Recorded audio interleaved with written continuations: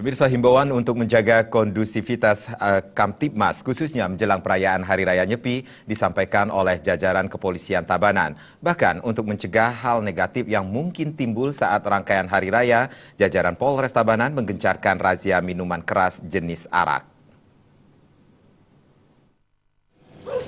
Setidaknya dari 6 lokasi di 3 kecamatan yang disasar, yakni Marga, Kediri, dan Tabanan, petugas berhasil mengamankan puluhan botol arak. Kasat Sabara Polres Tabanan AKP Kadek Ardika menyampaikan, razia miras yang merupakan bagian dari operasi Cipkon Agung 2017 ini bertujuan menjaga kondusivitas dan keamanan menjelang Hari Raya Nyepi, sebab minuman keras rentan menyebabkan pergesekan antar individu dan kelompok masyarakat. Pihaknya mengatakan bersama jajaran Satpol PP dan Disperinda, pihaknya sudah mengamankan ratusan liter arak yang kini diamankan di Polres. AKP Kadek Ardika juga menghimbau masyarakat untuk tetap menjaga keamanan dan ketertiban di wilayah masing-masing demi kenyamanan dan ketenangan menjelang Hari Raya Suci Nyepi.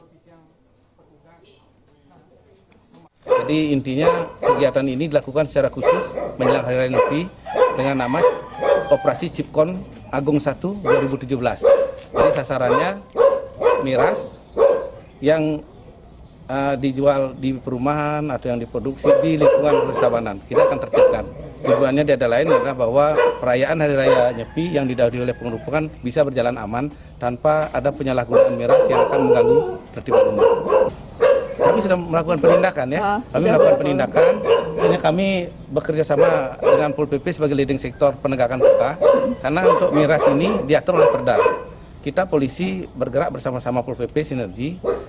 Di leading sektor Pol PP lah nanti yang dilakukan pembinaan atau penegakan hukum. Jadi kami sifatnya membackup saja.